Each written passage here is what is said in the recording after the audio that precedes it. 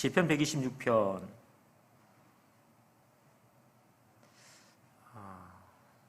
1절에서부터 4절까지의 말씀은 포로된 그죠? 백성들이 하나님의 전적인 은혜를 힘입어 다시 고국으로의 회복, 종되었던 삶에서 자유자로 잃어버린 나라를 다시 회복하는 그런 은혜에 대해서 저들은 마음껏 기뻐하고 그 하나님의 일하심을 찬송하고 있어요. 그런데 5절과 6절 요란간에 눈물을 흘리며 씨를 뿌리는 자는 기쁨으로 거둔다. 이 사람들이 그동안 고난의 세월을 묵묵히 인내하고 잘 견디고 그래서 오늘 결국 이 기쁨의 날을 맞이하나 보다. 이런 말씀, 그런데 그런 이야기가 아니라고 하는 사실이죠. 그들이 그 기쁨을 노래하고 감격에 겨워했던 그 시간은 이내 사라졌어요.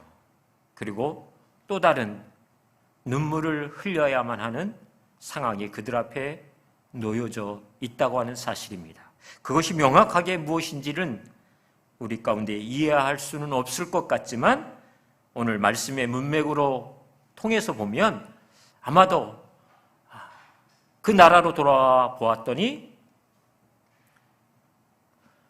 그 기쁨과 감격은 잠시고 이제 이 나라, 이 황무하고 다 회파되어진 이 나라를 어떻게 다시 재건하고 회복할까?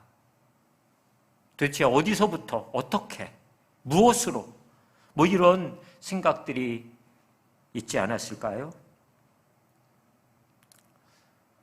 저희 아내에게 좀 전에, 오기 전에 제가 이렇게 물어봤어요. 여보, 눈물을 흘리며 씨를 뿌리는 자는 기쁨으로 거둔데 이 말씀 들으면 어떤 생각나? 여러분 어떤 생각 나세요?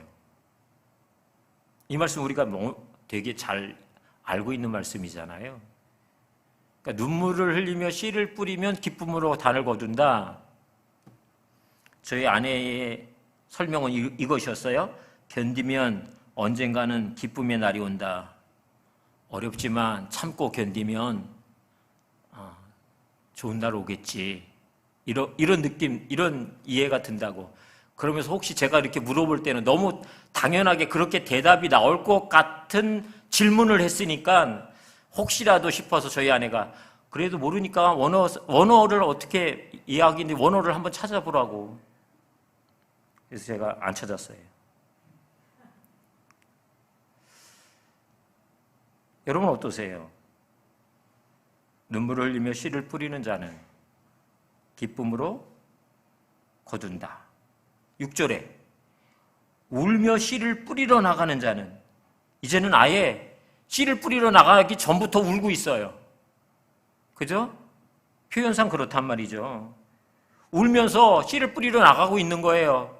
그 사람은 어떻게 한다고요? 반드시 기쁨으로 그 곡식단을 가지고 돌아온다. 나갈 때와 들어올 때가 전혀 달라요.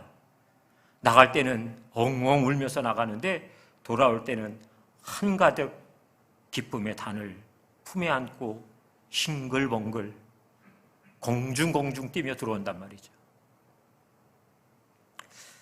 우리나라 사자성어에 고진감래 이런 이야기 있어요. 고생 끝에 낙이 온다.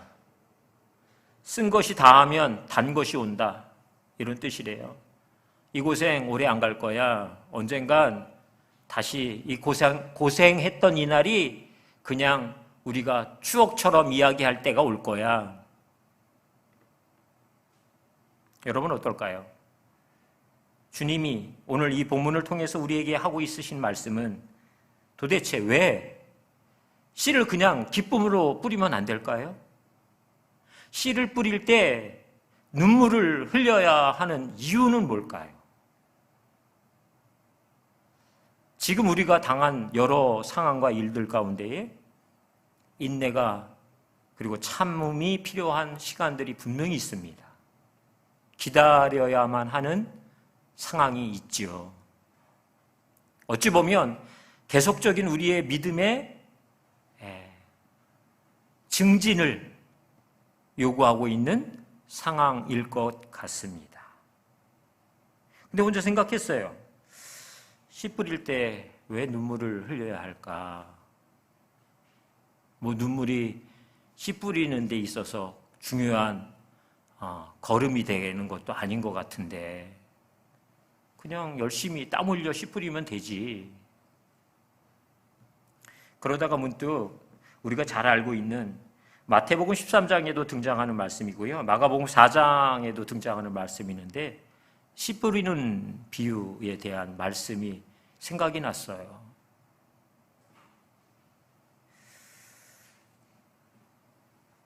마가복음 4장 4절인데요. 더러는 길가에 떨어지며 새들이 와서 먹어버렸다. 비유로 말씀해 주셨어요. 이게 무슨 뜻인지를 말씀을 들었을 때에 사단이 즉시 와서 그들에게 뿌려진 말씀을 빼앗는 거야. 이렇게 제자들에게 예수님이 풀어서 설명해 주셨단 말이죠.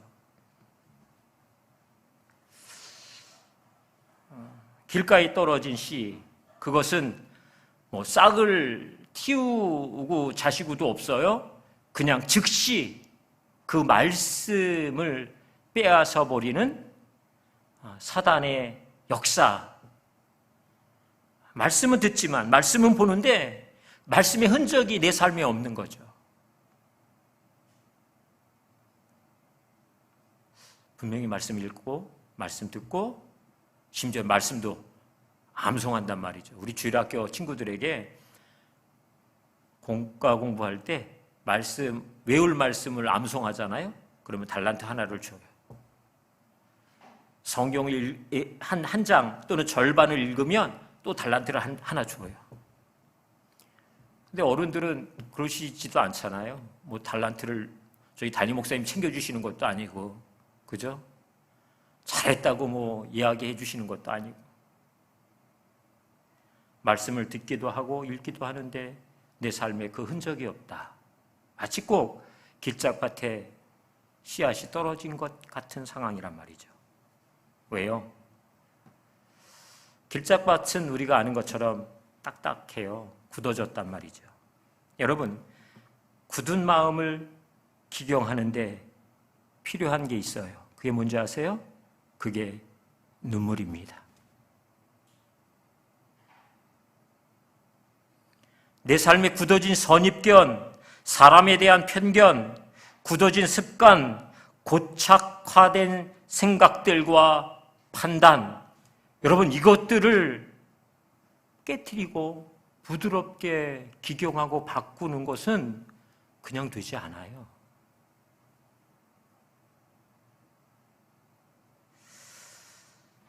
저부터도 이게 참 어렵더라고요.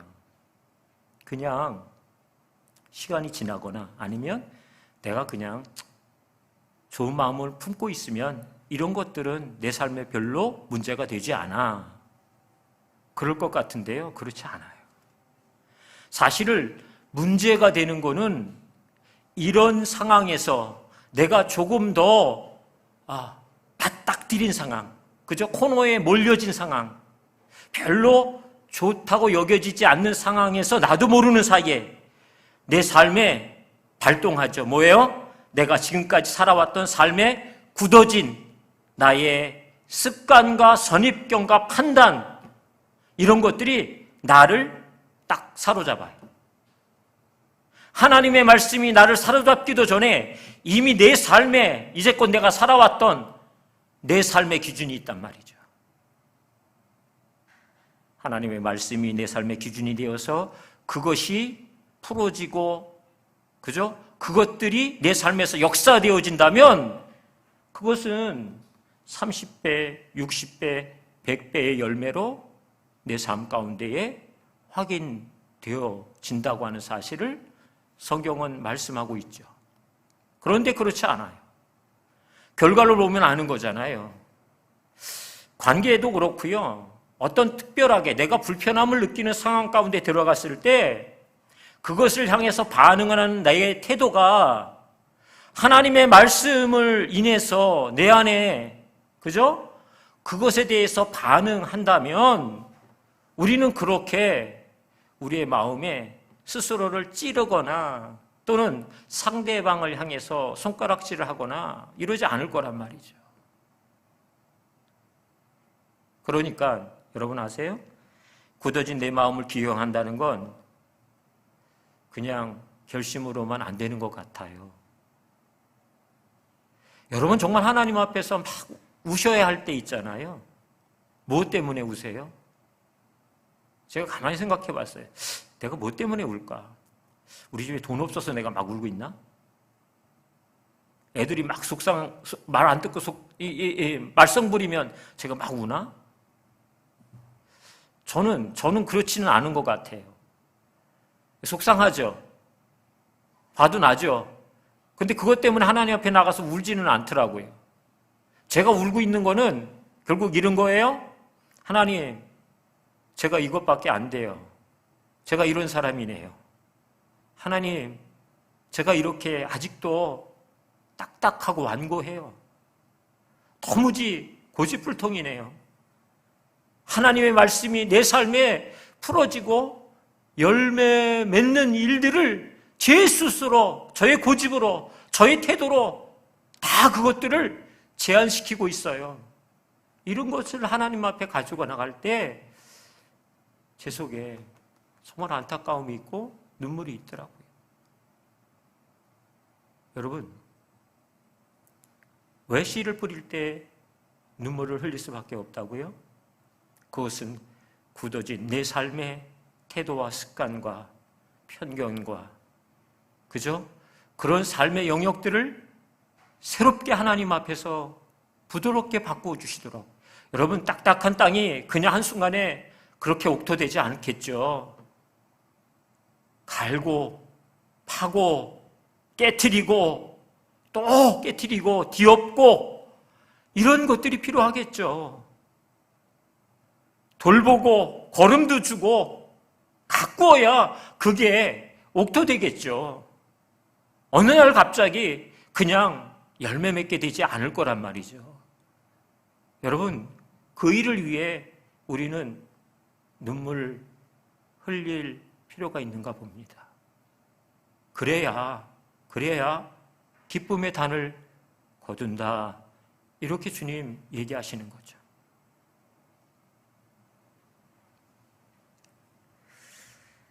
때때로 그래서 우리는 이렇게 얘기할 때 있잖아요. 하나님, 제발 나를 좀 바꾸려고 그러지 마시고 저 사람 좀 바꿔주세요.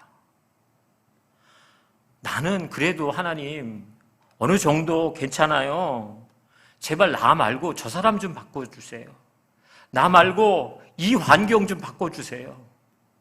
그런데 하나님의 관심은 그 사람에게 있지 않고 이 환경에 있지 않고 전적으로 나에게 있다는 게 문제예요.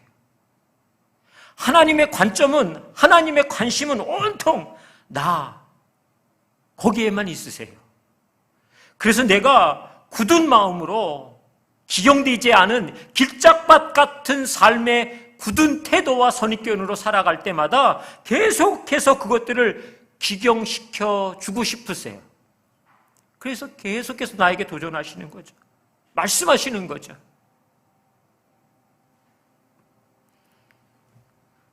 우리가 아는 두 번째 밭의 모습은 이런 것이잖아요. 마가복음 4장 5절 6절에요. 더러는 흙이 얇은 돌밭에 떨어지매 흙이 깊지 아니하므로 곧 싹이 나오나 해가 돋은 후에 타서 뿌리가 없으므로 말랐다. 이것은 곧 말씀을 들을 때에 즉시 기쁨으로 받으나 그 속에 뿌리가 없어 잠깐 견디다가 말씀으로 인하여 환난이나 박해가 일어나는 때에는 곧 넘어지는 자다. 말씀을 기쁨으로 받는데 말 그대로 정말 씨앗을 작정해서 심었어요. 기대하고 뿌렸다고요. 그래, 곧 여기서 싹이 나고 꽃 피겠지. 저희 아내가 온통 바깥에 정원에 바깥에 마당에서 보내는 시간이 되게 많거든요. 근데 한 번은 그러는 거예요. 자기가 작정하고 씨를 왕창 뿌렸다는 거예요. 그러면서 일로 와보라는 거예요. 그런데 여보, 신기하게도 하나도 싹이 안 났어. 하나도 싹이 안 났대요. 야, 놀랍다. 그렇게 많은 씨를 뿌렸는데요, 하나도 싹이 안 났대요. 이유는 모르겠어요. 왜 안 났는지는 모르겠어요. 여러분, 우리가 하나님의 말씀을 받는데 그 속에 뿌리가 없대요. 그래서 어떻게 한다고요? 말씀으로 인해서 환난이나 박해가 일어나는 때에는 곧 넘어진대요. 열매가 없는 거죠. 말씀을 받을 때 우리가 기쁨으로 반응하고 말씀의 씨앗을 내 삶에 심어요. 그런데 그 말씀으로 내가 살아가려고 결정하고 그렇게 살아갈 때에 말씀으로 인해서 내가 시험에 들기도 하고 오늘 성경은 환난이나 박해도 받게 된다 이렇게 얘기해요. 우리가 교회 다니는 것 때문에 대놓고 우리를 막 비아냥거리고 막 손가락질하고 그런 시대를 우리는 살고 있는 건 아니잖아요. 우리 어머니 아버지 시대에는 교회 다닌다고 쫓겨나가지고 맨발로다가 막 10리길 20리길 되는 교회를 한겨울에 그냥 쫓겨가듯 가서 예배 드리고 왔다 뭐 이런 얘기 들은 적 있어요. 지금은 그렇지 않아요. 그런데 여러분, 지금은 훨씬 그것보다 치열한 것 같아요. 교묘한 것 같아요. 우리가 하나님의 말씀을 가지고 살려고 할 때에 내 삶에 그 말씀을 무능력하게 만들려고 끊임없이 내 삶의 유혹과 세상의 판단의 기준들을 내세우면서 우리의 삶에 끊임없는, 저는 그게 큰 환난이요 박해라고 생각해요. 우리의 보는 것으로, 듣는 것으로, 그죠? 우리의 육체를 즐겁게 하는 것으로 온통 우리가 가진 그 말씀의 기준을 살아내지 못하도록 우리를 끊임없이 흔드는 것, 그게 환난이죠. 그게 박해죠. 여러분, 마태복음 5장에 팔복의 말씀이 있잖아요. 8가지의 복된 사람을 우리에게 말씀하고 계세요. 이 팔복을 말씀하시고 이 팔복의 마무리를 이렇게 말씀하셨어요. 마태복음 5장 11절 12절에요. 나로 말미암아 너희를 욕하고 박해하고 거짓으로 너희를 거슬러 모든 악한 말을 할 때에는 너희에게 복이 있나니 기뻐하고 즐거워하라. 하늘에서 너희의 상이 큼이라.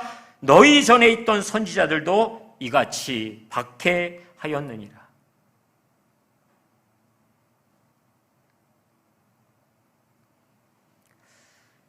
여러분, 하나님의 말씀을 가지고 살아간다는 것, 그죠?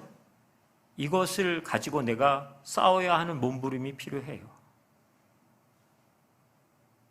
나는 왜 이렇게 하나님 결심이 약할까요?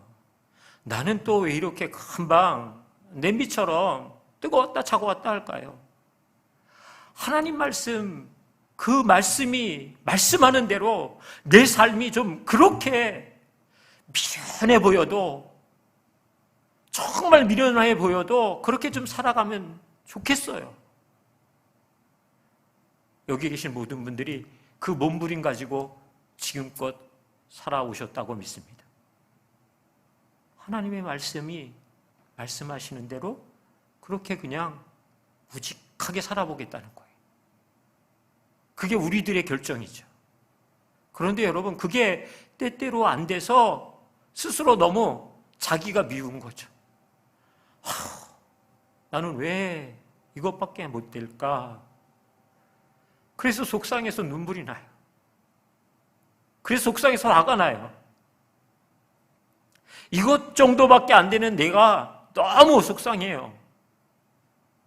여러분, 울며 씨를 뿌리는 것, 이런 거죠. 울며 씨를 뿌리는 건 말씀대로 내 삶을 드리고 싶은데 그러지 못하는 나를 보면서 너무 속상해하는 거예요. 너무 화가 나는 거예요. 하나님, 제발 하나님 말씀대로 사는 그런 사람으로 그렇게 살아가고 싶어요. 이게 눈물로 씨를 뿌리는 거죠. 마가복음 4장 7절에 이렇게 말씀해요. 더러는 가시떨기에 떨어짐에 가시가 자라 기운을 막음으로 결실하지 못하였고, 이것은 말씀은 듣기는 하되 세상의 염려와 재물의 유혹과 기타 욕심이 들어와 말씀을 막아 결실하지 못하게 되는 자요.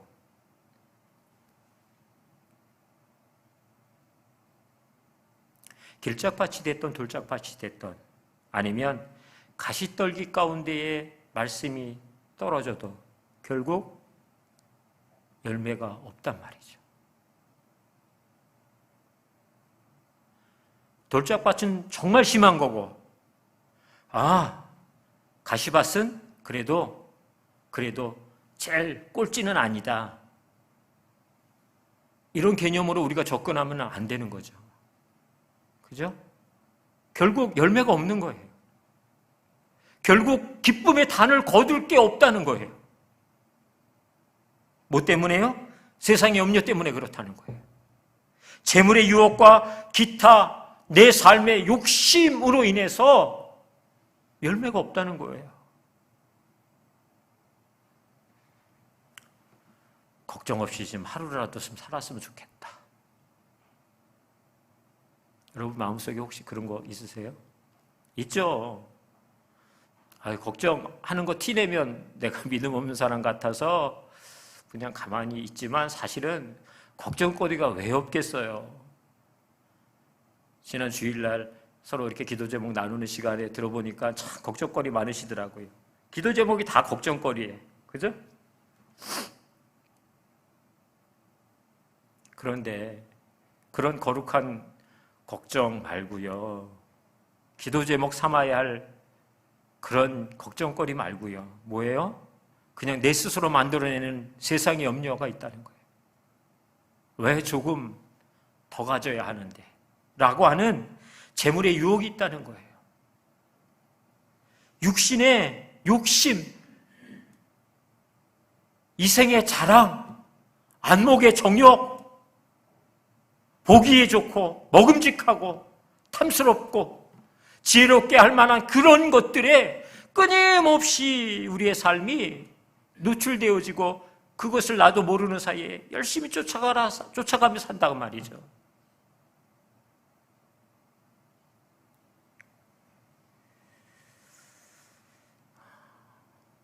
그래서 빌립보서 4장 6절에 우리가 아는 말씀이에요. 아무것도 염려하지 말고 오직 모든 일에 기도와 간구로 너희 구할 것을 하나님께 아뢰라. 그리하면 모든 지각에 뛰어난 하나님의 평강이 너희 마음과 생각을 어떻게 해요? 지켜주신다. 염려 때문에 기도했는데요, 걱정이 돼서 기도하고 있는데요, 하나님이 그 걱정 내가 해결해 줄 거야, 그 염려 내가 없는 것처럼 만들어 줄 거야, 이렇게 말씀하시지 않고요, 그 염려와 그 걱정, 그 두려움을 가지고 주님 앞에 나아갔더니 주님이 어떻게 해요? 하나님의 평강으로 너희 마음과 생각을 지키게 해주신대. 그러니까 우리가 가진 염려라고 하는 것, 걱정이라고 하는 것의 본질은 사실 허수아비 같은 것 가운데에 우리가 그것에 속아 염려하고 걱정하는 경우가 참 많습니다. 실제적인 게 아니에요. 사실이 아닌 것, 그리고 그렇게 염려하고 두려워해야 할 일이 아님에도 불구하고 우리는 염려하기를, 걱정하기를 선택해요. 염려 안 하면 불안해. 이상한가요? 표현이? 염려 안 하면 불안해. 뭐라도 해야겠는데 걱정해야 돼. 여러분, 우리도 모르는 사이에 염려와 걱정과 두려움에 대하여 너무 익숙하게 그것들을 내 삶에 그냥 받아들이고 있단 말이죠. 기쁨의 단을 거둔다고요? 어떻게 해요? 염려의 한가운데서요? 두려움의 한가운데서요, 걱정하는 그 한가운데서 어떻게 기쁨의 단을 저와 여러분이 거둘 수 있을까요? 그게 주님 말씀하시는 거죠. 눈물로 씨를 뿌려야 한단다. 너희가 선택한 염려, 세상의 욕심, 그 두려움에 대해서 너희의 삶을 그것 가운데 내어주지 말고 너희에게 그 모든 것들 위에 뛰어난, 그 모든 것 위에 능히 뛰어난 하나님의 평강을 향해 너희의 삶이 그렇게 반응되어지기를 나는 원해. 염려가 없어져서가 아니고요, 두려움이 해결돼서가 아니라 모든 지각에 뛰어난 하나님의 평강이 내 삶 가운데에 충만할 때 우리는 기쁨의 단을 거두는 것이죠. 30배, 60배, 100배로요. 그 비밀을 누가 알아요? 그 비밀을 누가 경험하며 살게 될까요? 세상 사람들이 그래서 이해를 못하는 거잖아요. 세상 사람들은 도무지 생각할 수 없는 산술적인 계산법이에요. 그렇잖아요.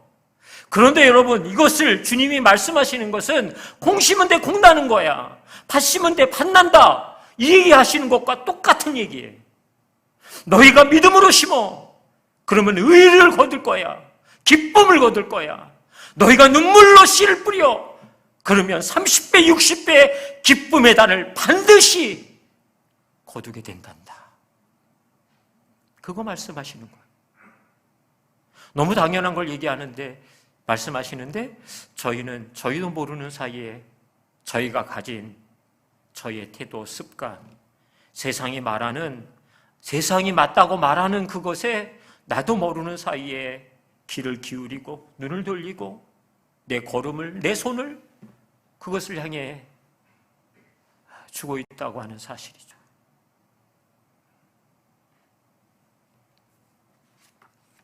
오늘 왜 시편 기자는 눈물로 씨를 뿌려야만 기쁨의 단을 거두게 되는지,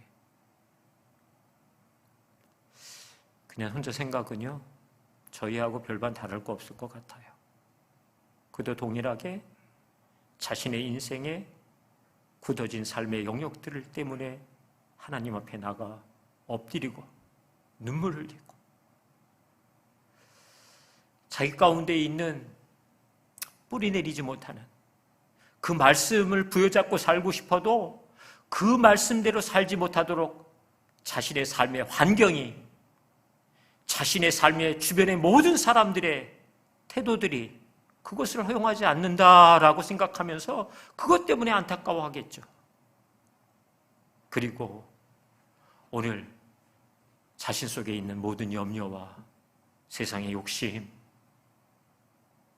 그곳에 눌려서 하나님의 말씀이 결실되지 않는 자신을 보면서 그는 또 하나님 앞에 통회하고 있는 거죠. 여러분, 씨를 어떻게 뿌려야 한다고요? 눈물로요. 이미 씨를 뿌리기도 전에 이 시편 기자는 울며 씨를 뿌릴 그곳을 향해 걸어가고 있어요. 여러분 혹시 아세요? 하나님, 그리고 그 하나님 앞에 엎드렸는데 아무 얘기도 할 수 없어요. 아무런 기도도 할 수 없어요. 그저 눈물만 계속해서 나오는 거예요.